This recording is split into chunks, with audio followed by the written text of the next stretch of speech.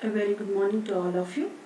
Today we are going to discuss about vector operators and different types of integrals such as line, surface and volume integrals, which are very useful in vector multiplication or vector analysis. Myself is Vidyarani, working as Assistant Professor of Physics at MBS Government Degree College, Autonomous, Mehboob. Let's go into the topic. Today's content that we are going to discuss is about del operator. So what is a del operator and how it can be used on a vector, and physical interpretation of gradient, which is one of the most important operator that is used in vector analysis. The other operator that we use in vector analysis is curl. So how to find out the curl and how curl is represented and what are its properties. The third operator that we are going to use is divergence, which is very useful in vector analysis. So here also we will be knowing about the properties of divergence and how it can be used and what will be the result of a divergence when it is applied on a vector. So next we will see what are solenoidal and irrotational fields. So how they are formed and what is the condition that is to be followed for any field to be solenoidal or to be irrotational. We will also see about the directional derivative of all the gradients and all the curl, divergence, and next we will move on to the line integral as well as surface integral and volume integral and how they are represented and how they are used in vector analysis. First content or first topic that we are going to discuss is about vector operators. So there are, if you see here, there are three types of vector operators called gradient, divergence and curl. So in short form we say it as grad for gradient, div for divergence and curl for curl. So in this topic we introduce three field operators which reveal interesting collective field properties, namely the gradient of a scalar field. Mind that the gradient is applied only on a scalar field. So the gradient is applied on a scalar field, whereas if you observe the divergence and curl are applied on a vector field. So divergence and curl are two vector operators that are operator only on a vector field, and gradient is a vector operator that is used or that is applied on a scalar field. So there are 2 points to get to know about each of these three vector operators is that how the mechanics of taking the grad or divergence or curl, so that we have to know about little bit of calculus and how, in what way they are useful in physics. Let us see. First let us see what is del operator. Del operator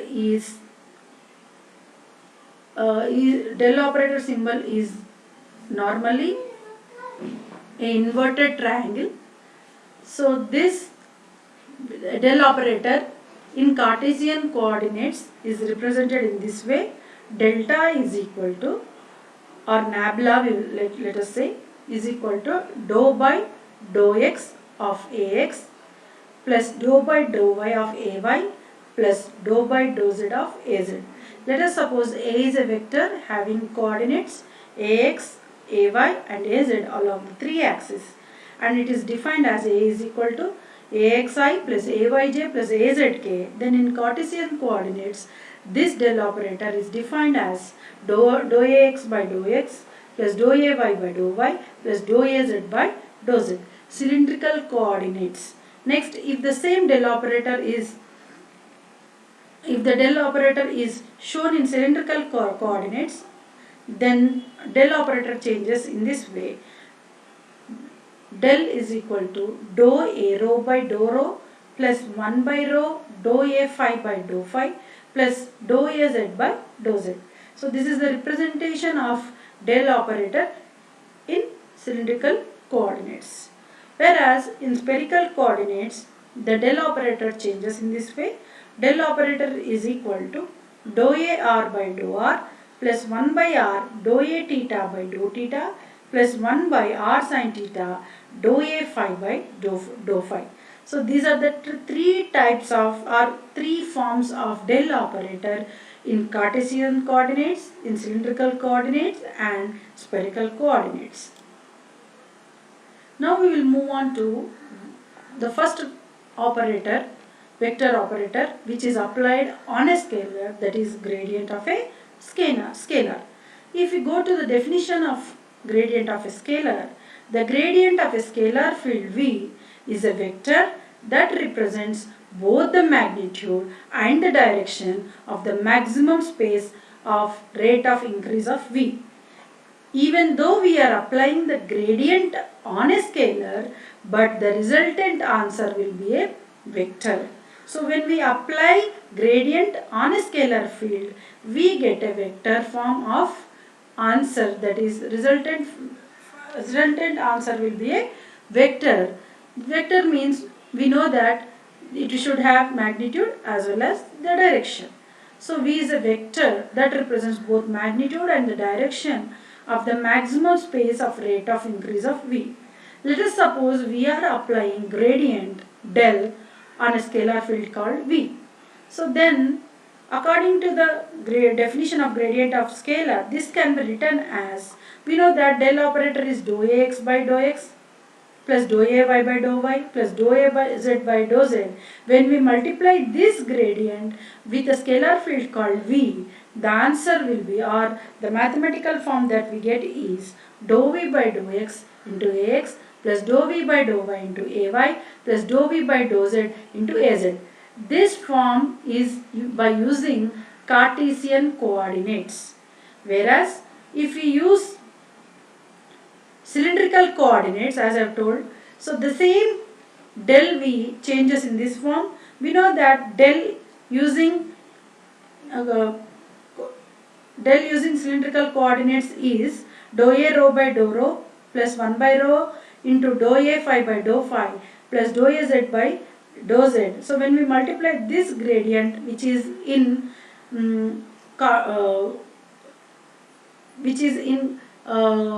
coordinates form, so when it is multiplied with V, we will get this form, that is dou V by dou rho into A rho plus 1 by rho dou V by dou phi into A phi plus dou V by dou z into Az. In the same way, if we do the gradient, or if we multiply, or if we perform gradient on a scalar using spherical coordinates, then del V is equal to dou V by dou r into AR plus 1 by r dou V by dou t into A phi plus 1 by r sin theta dou V by dou phi into A phi. These are all the three forms of gradient of a scalar using Cartesian coordinates, cylindrical coordinates as well as spherical coordinates. Next we will move on to, so its properties, gradient of a scalar field. For example, the gradient of a scalar function, let us say f of x1, x2, x3 and so on till xn, is denoted by del f, or where del is nothing but, I have already said that del is nothing but nabla symbol, denotes the vector differential operator called del. So the notation grad f is also commonly used for the gradient. The gradient of f is defined as the unique vector field whose dot product with any vector v at each point x is the directional derivative of f along v. That is, in mathematical form, this definition can be changed in this way: del of f of x dot v is equal to directional derivative dv into f of x. In three-dimensional Cartesian coordinate system, it is denoted by, as I have already told, del f is equal to I dou f by dou x plus j dou f by dou y plus k dou f by dou z in all the three space coordinates. along x-axis, y-axis and z-axis respectively. So this is also can be written as dou f by dou x into I plus dou f by dou y into j plus dou f by dou z into k. Let us see an example for the gradient of a scalar field. Let us consider a metal bar whose temperature varies from point to point in some complicated manner. So the temperature will be a function of x, y, z in the Cartesian coordinate system. Hence, temperature here is a scalar field, as we all know, represented by the function T of x, y, z in all the three directions. Since temperature depends on distance, it could increase in some directions and decrease in some directions. It could increase or decrease rapidly along with some directions in comparison to other directions. Here we are interested in the rate of change of temperature T with distance as we move away from the starting point. This is the instance that we are taking for calculating the gradient or applying the gradient on temperature T, which is a scalar field. Suppose we have 2 points P and Q separated by a small interval delta R as shown below in the figure. Let T be the temperature of point P and T2 be the temperature of point Q. So difference in temperature of point P and Q is delta T, that is change in temperature, is equal to final temperature minus initial temperature, that is T2 minus T1. Since we know that change in temperature is a scalar and doesn't depend on the choice of the coordinate system, so we can conveniently choose a set of the axes so that we could write T1 is equal to T of xyz and T2 is equal to T of x plus delta x, y plus delta y as well as z plus delta z. Now we will see the physical interpretation of gradient. So one is given in terms of the graph of some function, that is z is equal to f of x comma y, where f is a reasonable function, say with continuous first partial derivatives. In this case, we can think of the graph as a surface whose points have variable heights over the xy plane. Here if you observe the figure, we have taken xy plane and we have seen a pattern where different variable heights over the xy plane. So this can be illustrated as follows. If say we place a marble at some point x in xy plane on this graph with zero initial force, let us say, its motion will trace out a path on the surface and in fact it will choose the direction of the steepest descent. This direction of steepest descent is given by the negative gradient of f. One takes the negative direction because the height is decreasing rather than increasing. Hence we take the negative of the gradient of v.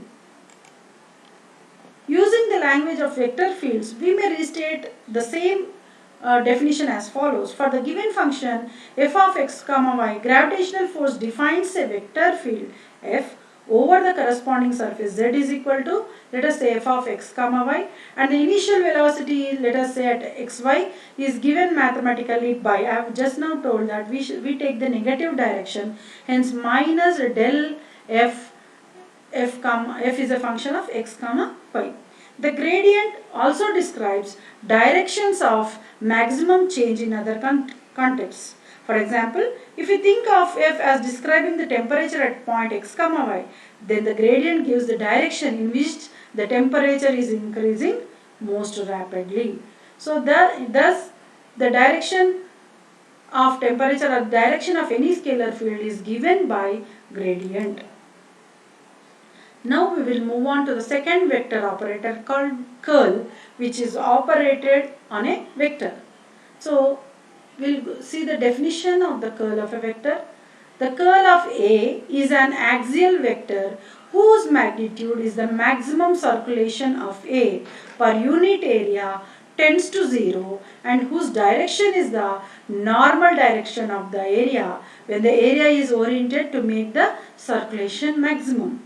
So in other words, this can be written in mathematical form as such a way that curl A, so curl A can be represented as del cross A. As I have told earlier classes that when we operate two vectors using cross product, then the resultant the resultant answer will be a vector field. Hence del cross A means curl A operating gradient or operating del on a vector A gives rise to a vector, because there is a cross product in between both these vectors. Hence we get curl A as a vector.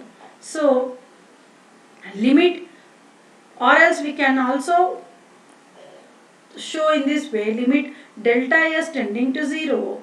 So this is called a surface integral, line integral A dot dl by delta S into an, which is maximum. So where delta S is the area bounded by the curve L, and an is the unit vector normal to the surface of delta S. Here this whole value is the magnitude of the resultant vector, and this is the direction of the resultant vector. So when if any value contains magnitude as well as direction, then it will be a vector. Hence we get, when del is operated on a vector using cross product, then we call it as a curl A, and the resultant answer will be a vector. Few points we will come to know about curl. They are, in vector calculus, the curl is a vector operator that describes the infinitesimal rotation of the three-dimensional vector field.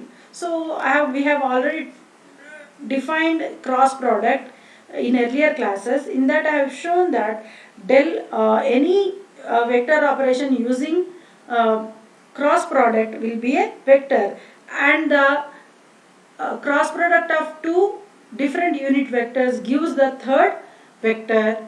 In clockwise direction, if we take, it will be a positive. In anti-clockwise direction, if we take, we will get a negative of vector value. So hence, if you see here, that means the curl vector is the curl is a vector operator which is also called as rotational vector. This curl vector is an example for rotational vector. Hence he has given in the definition that curl is a vector operator that describes the infinitesimal rotation of a three-dimensional vector field. Let us suppose I cross j gives k, and k cross I gives j, and j cross k gives I. So curl is same as that. At every point in that field, the curl of that point is represented by a vector. So at any point, if you see in that field, the curl of any point at every point in that field is represented by a vector. So the attributes of this vector, magnitude or length and direction, characterize the rotation at that point.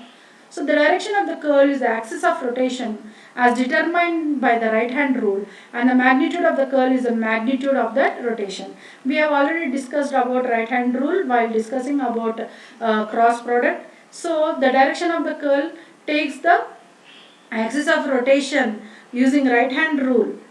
So if it is clockwise direction, we get positive. If we have go to anti-clockwise direction, then the direction will be negative, and the magnitude will be the magnitude of that rotation. So for example, the curl of a vector field f is another vector defined as the following determinant. So let us suppose curl f, I have already discussed in curl f how to write in a, or curl f can be written in a determinant form. Let us say f has three components in all the three axes. Let us say f1, f2, f3. So therefore f can be written as f1i plus f2j plus f3k. So curl means we know that we have to take the determinant. So and determinant of what? Del. So hence del means dou by dou x, dou by dou y plus and dou by dou z. So in curl f we have taken, so all the three unit vectors I, j, k, and curl means del cross. Del cross means we know that dou by dou x, dou by dou y and dou by dou z, which represents del operator, and f is the sum of three components in all the three directions, hence f1, f2, f3. So if we take the determinant of these values, we get dou f3 by dou y minus dou f2 by dou z into I plus j into dou f1 by dou z minus dou f3 by dou x plus k into dou f2 by dou x minus dou f1 by dou y into k. So it is also defined as del cross f dot n cap. N cap is a unit vector, can also be written as limit a tending to 0 1 by determinant of a line integral f dot dr. This is how we will define the curl. So in Cartesian coordinates form, any curl of any vector can be represented in this way. Del cross A is equal to ax, ay, az, dou by dou x, dou by dou y into dou by dou z, ax into ax, ay and az. Whereas del cross A in cylindrical coordinates can be shown as 1 by rho, dou by dou rho, dou by dou phi, dou by dou z, a rho, rho a phi into az. So we have to take the determinant of these values. Whereas in spherical coordinates, dou cross A is equal to del cross A is equal to 1 by r square sin theta, ar dou by dou r into ar, ra theta dou by dou theta into ra theta, r sin theta a phi dou by dou phi, r sin theta a phi. Mind that we should not change the order of the vectors, as they are appearing in the same order only. We have to take the vectors for determinant. So this is the way we show any curl of any vector in Cartesian coordinates form, in cylindrical coordinates form, as well as in spherical coordinates form. Points to be remembered is that I have just now told that curl f gives the rotation or defines the rotation of any vector. But if curl f is equal to 0, then that f is called as irrotational vector. So when curl f value becomes 0, then we call that vector to be a irrotational vector. Next, if f is irrotational, then there exists a scalar point function phi such that f is equal to del phi, where phi is called the scalar potential of f. So when f becomes irrotational, we can prove by taking f is equal to del of phi, where phi is called the scalar potential of f. The work done in moving an object from point P to Q in an irrotational field can be written as phi from P to Q is equal to phi of Q minus phi of P. The curl signifies the angular velocity or rotation of the body. Now we will move on to divergence of a vector. So divergence of a vector, if we see the definition of divergence of a vector, the divergence of A at a given point P is the outward flux per unit volume as the volume shrinks about P. So in other words, we can, or in mathematical form, this can be shown as div A is equal to del dot A. That means here there is a dot product between two vectors. When there is a dot product between two vectors, the resultant will be a scalar quantity. So hence the divergence of a vector quantity always produces a scalar quantity. So div A is equal to del dot A is equal to limit delta V tending to 0 surface integral of A dot ds by delta V. So or else we can also show del dot A is equal to dou A by dou x plus dou A by dou y plus dou A by dou z, as we are multiplying the del operator with A. So all the unit vectors in both the vectors I dot I, j dot j, k dot k values will be 1. Hence all the unit vectors will be disappearing and only magnitude will be remained. So in all the three coordinates. Hence when there is no direction or when there are no unit vectors in any given quantity, only magnitude is present, then we say that quantity is a scalar quantity.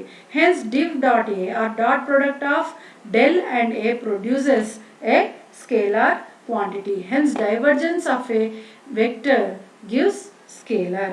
So del dot A in del dot A can may also be written as 1 by rho, dou by dou rho, rho A rho plus 1 by rho, dou A phi by dou phi plus dou A z by dou z in cylindrical coordinates. So divergence, we will see few more points on divergence. In vector calculus, divergence is a vector operator that measures the magnitude of a vector field source or sink at a given point in terms of a signed scalar. Just now I have told that we know divergence of a vector operator gives the scalar quantity because only it defines only magnitude but not direction. When only magnitude is present and no direction is there, then we call such quantity as scalar. Hence divergence on a vector operator, divergence is a vector operator which is measuring only the magnitude of a given vector. Hence it is called as a scalar quantity. More technically, the divergence represents the volume density of the outward flux of a vector field from any infinitesimal volume around a given point. So divergence, if let us say if f is equal to pi plus qj plus rk is a vector and dou p by dou x, dou q by dou y and dou r by dou z exist, then the divergence f is the function of three variables defined by div f or del dot f is equal to dou p by dou x plus dou q by dou y plus dou r by dou z. In terms of the gradient operator, del is equal to dou by dou x into I plus dou by dou y into j plus dou by dou z into k. The divergence of f can be written symbolically as the dot product of del and f producing a scalar. Hence div f is equal to del dot f. Next, we will see about what are solenoidal fields and irrotational fields. So the field with null divergence is called as solenoidal field. If suppose the divergence of any vector is 0, then we call that field as solenoidal field. So any field having the divergence value as 0 is called as solenoidal field. And for irrotational field, I have just now told that when the curl of any vector produces a null vector, then we call it as irrotational field. So the field with the null divergence is called as solenoidal field. The field with null curl is called as irrotational field. That means the divergence of the curl of any vector field A must be 0. That means when del is operated in divergence as well as curl, then we should get a 0. So the divergence of curl of any vector should be 0, which shows that a solenoidal field can be expressed in terms of curl of another vector field, or that a curly field must be a solenoidal field. For example, let us say del dot, this value is some vector, let us say. So del dot that vector is equal to 0 means this should be a solenoidal field. So this solenoidal field again can be expressed in terms of curl of another vector called del cross A. Or else a curly field, or that means del cross A here is a curl field. So this curl field must be a solenoidal. That means when we apply divergence on that curl field, so it should be, we should get a null value. That means that represents a solenoidal field. Or few more points regarding solenoidal and irrotational fields. The curl of the gradient of any scalar field phi must be 0. That means when we apply curl on the gradient of any scalar, let us say phi is a scalar, gradient is del of phi. So when we apply the curl of the gradient of any scalar, that means del cross, here I am missing a cross product in between these two. So del cross del phi is equal to 0. Del cross del phi is equal to 0. That means when we are applying a curl vector and it is producing a 0 value, then this vector should be a irrotational vector. So that means this shows that an irrotational field. Again, this irrotational field can be expressed in terms of gradient of another scalar field, that is grad of phi, or a gradient field must be an irrotational field. Then only when we apply curl on that irrotational field, we get a 0. Next, directional derivative. The definition of directional derivative. The directional derivative is the rate at which the function changes at a point in the direction. It is a vector form of the usual derivative and can be defined as del u f function is equal to del f dot u by magnitude of u, or else it can also be expressed in limit form, limit h tending to 0, f of x plus h unit vector u minus f of x by h, where del operator is called nabla or del and denotes a unit vector.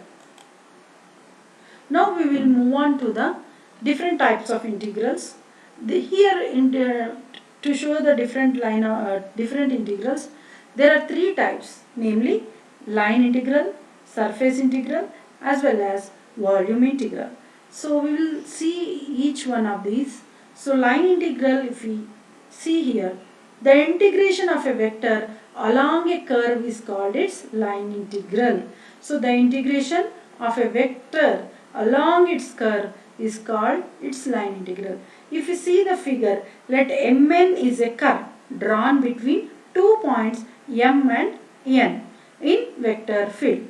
Let dl is an element of length along the curve Mn at O. So dl is the length, or dl is the unit element of length along the curve Mn at point O. Suppose A is the vector at O, making an angle theta with the direction of dl.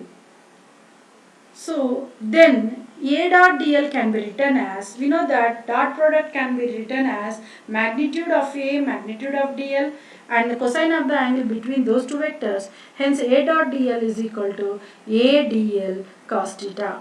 Whereas this A dl can be written as dl, which can be written as A cos theta. Equation 1 shows that the value of A dot dl at any point of the curve is equal to the product of small element dl and the component of A cos theta along the direction of dl. The value of A dot dl for the complete curve Mn can be obtained by integrating equation 1. Hence, when we integrate this equation, so m to n A dot dl is equal to m to n dl into A cos theta. Integral m to n A dot dl is defined as the line integral of A along the curve Mn.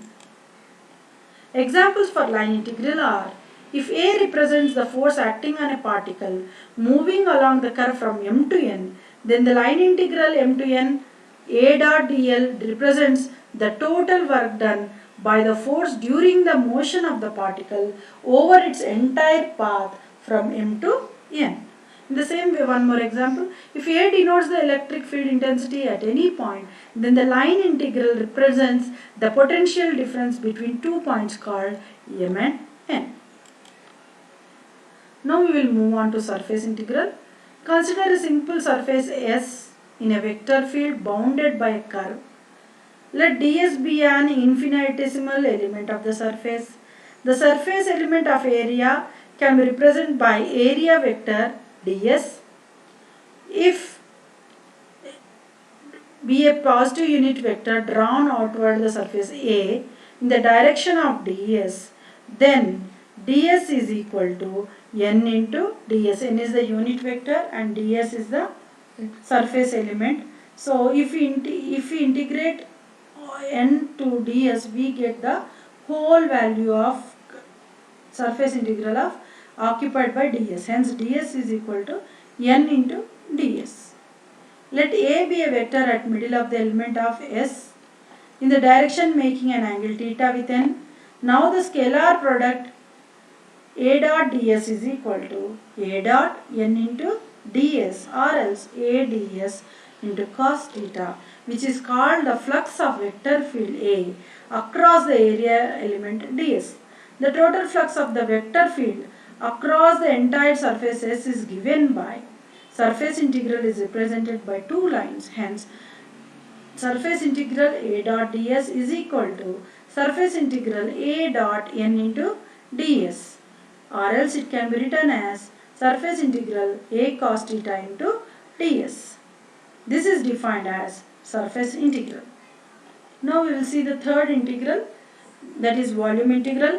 Consider a closed surface in space enclosing the volume V.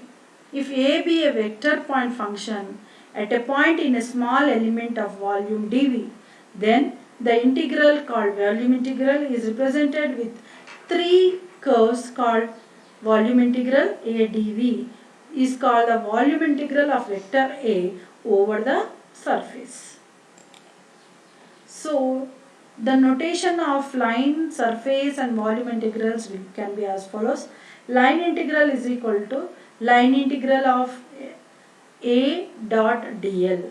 Surface integral can be expressed as surface integral A dot ds, whereas volume integral can be defined as volume integral P of V into dV, or else we can show surface integral with two line integrals, whereas volume integral with three line integrals.